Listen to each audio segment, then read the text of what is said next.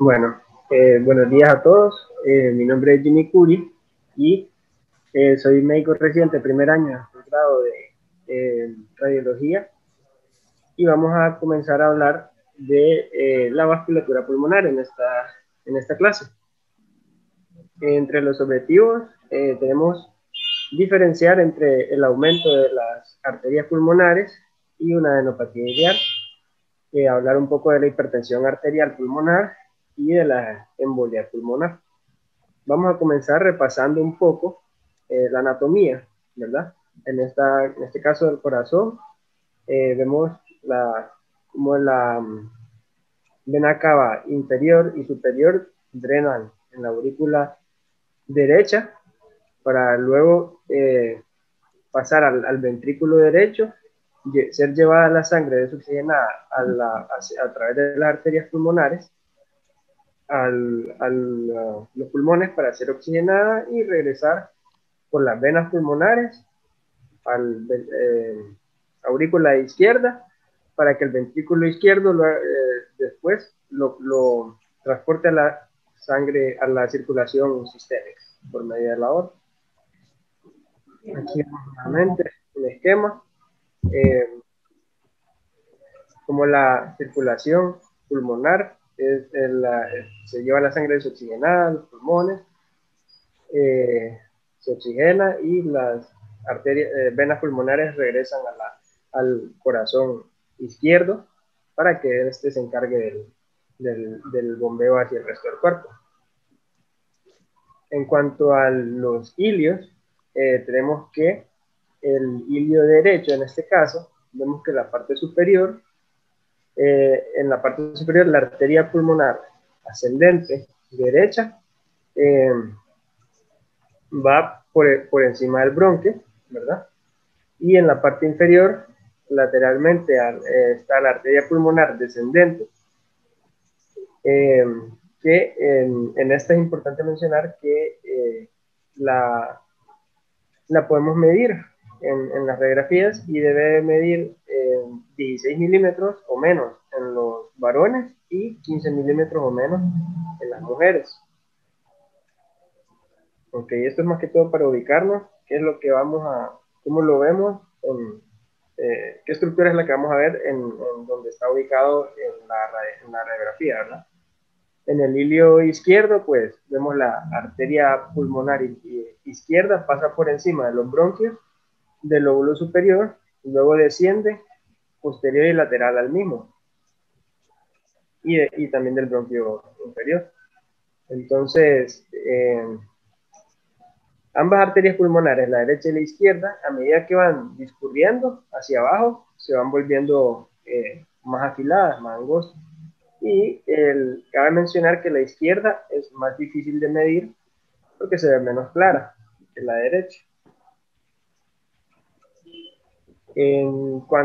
Para entrar un poco ya, entrando ya un poco en materia, el patrón vascular pulmonar normal lo debemos saber distinguir y más que todo, este va a tener una distribución arboriforme y simétrica y que tiene que nacer desde los ilios, ¿verdad? Hacia la periferia. Van a ser más grandes a nivel central y de menor calibre hacia la periferia y no deben llegar hasta la pleura, sino que debemos verlos hasta 1 a 2 centímetros antes de la pleura, eso es lo normal. Y se observan como líneas tubulares de densidad de agua. El hilio izquierdo siempre lo vamos a ver un poco más elevado que el derecho, en el 97% de las personas. Aquí vemos ya más marcado para ubicarnos, ¿verdad? Sobre las estructuras que vamos a ver en una radiografía de tórax. Esto que nos representa la aorta, el botón aórtico, la arteria pulmonar, aurícula izquierda, ventrículo izquierdo. Y del lado derecho, aquí se nos ve representada la cava superior y la aurícula derecha. Aquí tenemos otras dos imágenes un poco más claras, ¿verdad? para que nos ubiquemos. Arteria pulmonar izquierda, arteria pulmonar derecha, cava superior, cava inferior, aurícula derecha, ventrículo derecho y el resto de las estructuras. Ok, entonces, en cuanto a las adenopatías iliares, tenemos varias condiciones o situaciones que nos pueden causarlas. Pueden ser infecciosas, pueden ser neoplásicas malignas, puede ser una insuficiencia cardíaca también, o las sarcoidosis, ¿verdad? Entonces, en cuanto a la sarcoidosis, esta la podemos clasificar o categorizar en estadios. En este caso vemos una radiografía PA de tórax de una paciente con sarcoidosis en estadio 2, porque vemos el agrandamiento de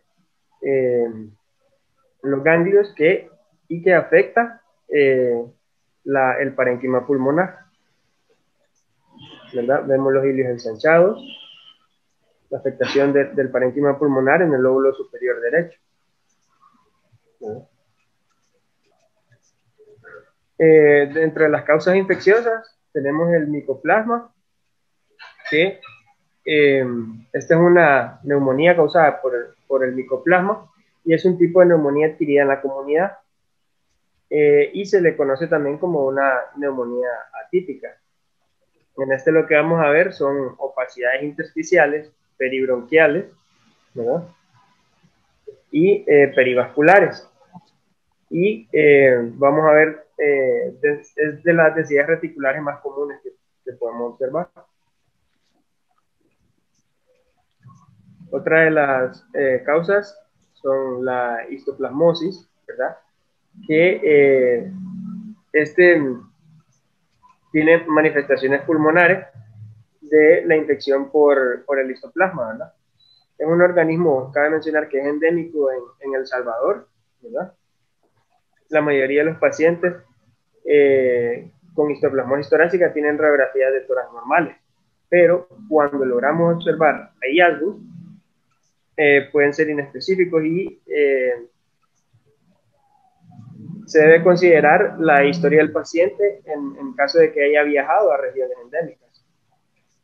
Las características radiológicas pues van a estar relacionadas con el tiempo de evolución y la capacidad del paciente para generar una respuesta inmune. Aquí podemos ver las opacidades en el lóbulo inferior izquierdo, una opacidad redondeada de bordes definidos, que se observa también en la lateral. En cuanto a la coccidiomicosis, muchos hallazgos van a incluir las consolidaciones, ¿verdad? Ese es lo más común. Pero también podemos ver múltiples nódulos con engrosamiento del tabique, de los tabiques interlobulares, ¿verdad? Y agrandamiento de los ganglios linfáticos. Aquí vamos a ver una linfadenopatía iliar bilateral y también pueden haber derrames pleurales. Aquí vemos las consolidaciones, ¿verdad? Y los engrosamientos de los tabiques interlobulares que vamos a observar como las líneas de Kerr. Otra de las causas, ¿verdad? La insuficiencia cardíaca, que es un síndrome que es causado por anomalías que pueden ser heredadas o adquiridas dentro de la estructura del corazón. Aquí lo que vamos a observar es una congestión venosa pulmonar. Vemos cómo están más prominentes a nivel de los ilios. Va a haber una cefalización de las venas pulmonares. Va a haber un flujo hacia cefálico y menor flujo caudal. Vamos a ver un edema alveolar. También la cardiomegalia, que puede no estar presente según la patología que lo cause, ¿verdad? Y también podemos observar derrames pleurales. Hablando ahora sobre la Hipertensión pulmonar la definimos como una presión de la arteria pulmonar que es mayor a 25 milímetros de mercurio en reposo y mayor a 30 milímetros de mercurio durante el ejercicio. Y con un aumento de la resistencia vascular pulmonar, que lo normal debe ser menor a 20. Esta se mide por medio de cateterismo.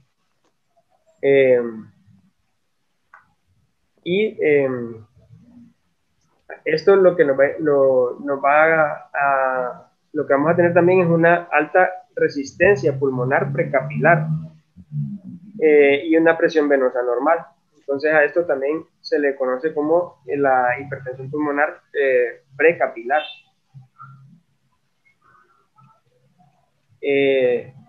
Bueno, hay una predilección de 2 a 3 veces más frecuente en las mujeres que en los varones, y es importante porque el diagnóstico debe realizarse en conjunto con datos clínicos, los parámetros hemodinámicos del paciente y los hallazgos radiológicos, y siempre tomando en cuenta los antecedentes del paciente, alguna enfermedad de base. Y a pesar de que esta es una condición asociada a una alta mortalidad, el diagnóstico usualmente es retrasado por los síntomas inespecíficos. Entonces aquí es donde la radiología juega un papel importante en la valoración de estos pacientes. Estos pacientes generalmente cursan con disnea, principalmente durante el ejercicio, edema periférico y distensión abdominal. Algunos de los factores de riesgo que pueden tener es, bueno, puede ser idiopática, también puede ser predisponente un tromboembolismo pulmonar crónico, una enfermedad pulmonar de base, enfermedades cardíacas, los shunts arteriovenosos, los síndromes hepatopulmonares, la infección por VIH, las enfermedades de tejido conectivo y el sarcoma de la arteria pulmonar. Cabe mencionar que las enfermedades pulmonares son las causas más comunes de la hipertensión pulmonar, como por ejemplo las vasoconstricciones agudas o las enfermedades pulmonares obstructivas crónicas. En cuanto a sus características radiológicas, pues como les mencioné, al momento de que se hace el diagnóstico, el 90% de los pacientes tienen una radiografía normal. Y este método tiene baja sensibilidad y especificidad, pero podemos encontrar un vértice cardíaco elevado que nos lo condiciona la hipertrofia ventricular derecha. La aurícula derecha agrandada, los hilios pulmonares van a estar prominentes, las arterias pulmonares también agrandadas, y va a haber pérdida de los vasos pulmonares periféricos.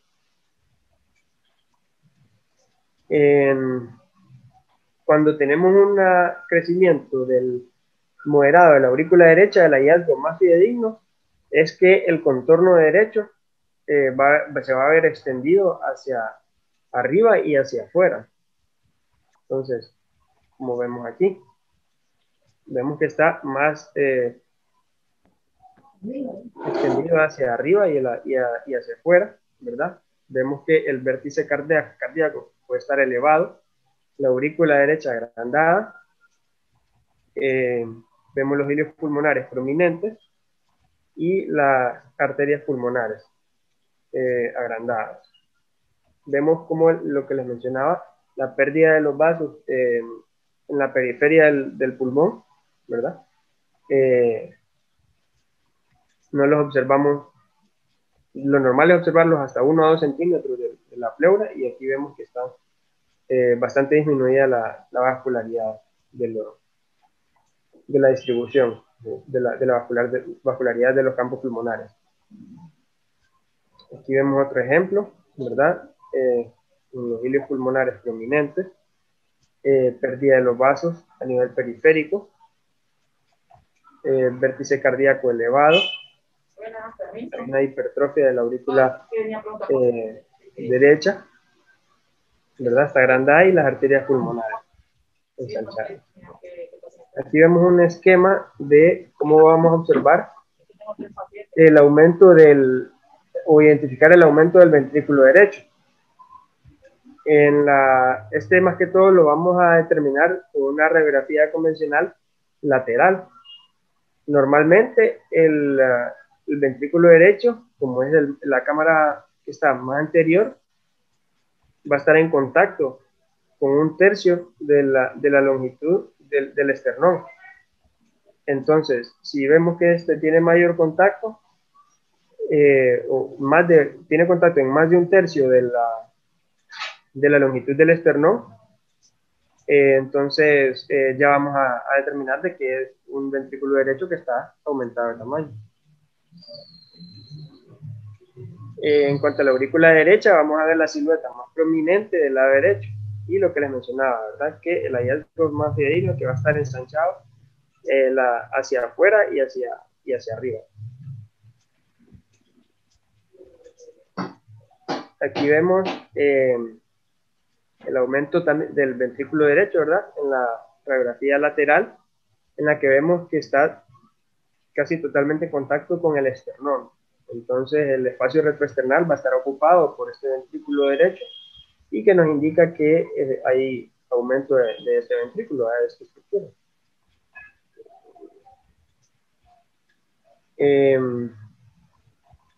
Para el aumento de la aurícula derecha, aquí vemos que podemos observar un doble contorno del margen del corazón derecho, que se va a dar por el aumento de la aurícula izquierda. Que la aurícula izquierda está un poco más posterior, entonces eso es lo que nos va a dar el doble margen, ¿verdad? Por el cambio de las densidades, porque también aumenta el grosor, ¿verdad? Su densidad. Entonces, como la aurícula izquierda crece, como está más posterior, crece más hacia atrás y aumenta su densidad y permite observar el doble contorno. ¿Sí? Aquí lo vemos representado en la radiografía lateral. En estas condiciones hay que siempre pensar ante la dilatación de la arteria pulmonar, considerar fibrosis pulmonar y dilatación idiopática del tronco pulmonar, ya que puede ocurrir un aumento de la arteria pulmonar sin hipertensión pulmonar en pacientes con fibrosis. En cuanto al embolismo pulmonar, lo definimos como una obstrucción de la arteria pulmonar o una de sus ramas, que generalmente va a ser causado por un émbolo originado a distancia. Y la causa más frecuente pues, es la oclusión trombótica, ¿verdad? La tromboembolia.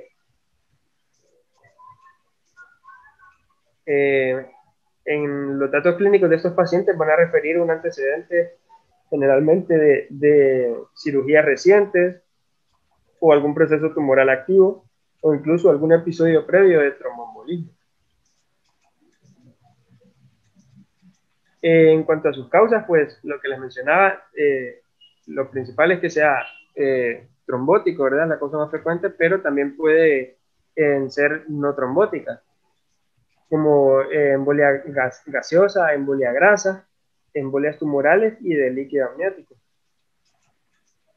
Y pueden clasificarse en si provocan o no un compromiso no hemodinámico, el tiempo de evolución, la presencia o no de síntomas y dependiendo del vaso que está fluido. Pero más didácticamente se clasifican en aguda y crónica. La aguda puede ser masiva, cuando hay una hipotensión muy sostenida con falla ventricular derecha de los pacientes. Puede ser submasiva, en esta no va a haber hipotensión, pero va a haber disfunción del ventrículo derecho. Y en la de bajo riesgo, pues estos pacientes pueden estar normotensos y sin difusión de la aurícula, del ventrículo derecho. Y en cuanto a la crónica, estos pacientes van a tener una disnea crónica por la hipertensión pulmonar secundaria a la oclusión progresiva del lecho vascular pulmonar.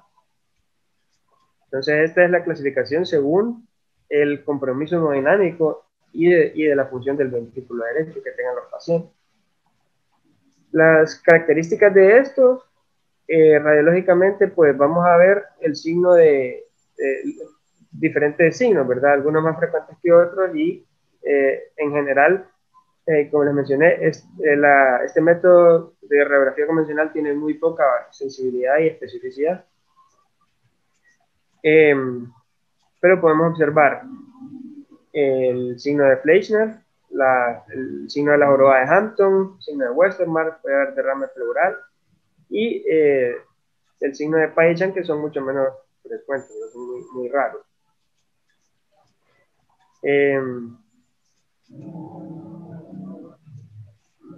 Aquí vemos el signo de Fleischner, que nos indica una hiperlucidez o hiperlucencia periférica focal secundaria a la oligoemia, generalmente en las bases pulmonares, y lo que nos indica es que hay una reducción del flujo distal al vaso ocluido. Entonces, por esta disminución del flujo, vamos a ver un área de hiperlucidez, como lo vemos aquí en las bases, y en esta misma radiografía podemos observar cómo la trama vascular está disminuida su distribución, ¿verdad? Debería de verse, como les repito, de 1 a 2 centímetros de la pleura, y en este caso está mucho, mucho más disminuido.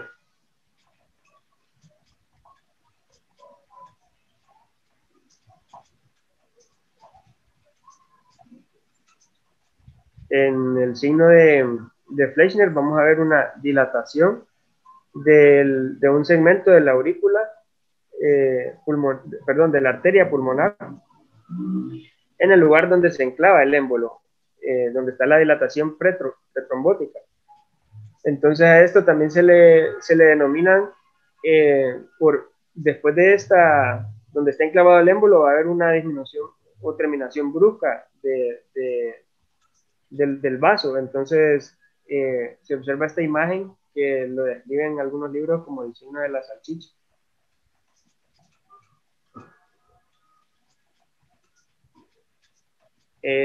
Tenemos el signo de la joroba de Hampton, ¿verdad? Que ya lo hemos conocido, que nos indica una embolia pulmonar con infarto, y la joroba de Hampton, que lo observamos como una opacidad cuneiforme, con un vértice redondeado que se dirige hacia los ilios, ¿verdad? Y pues, por último, tenemos el derrame pleural, que también lo podemos observar en las radiografías con pacientes con embolia pulmonar, ¿verdad? Que vamos a ver una radiopacidad bastante intensa, ¿verdad? En las bases pulmonares van a estar borrados los ángulos cardiofrénicos y costofrénicos.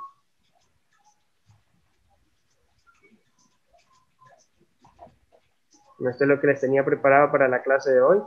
Si tienen algún comentario.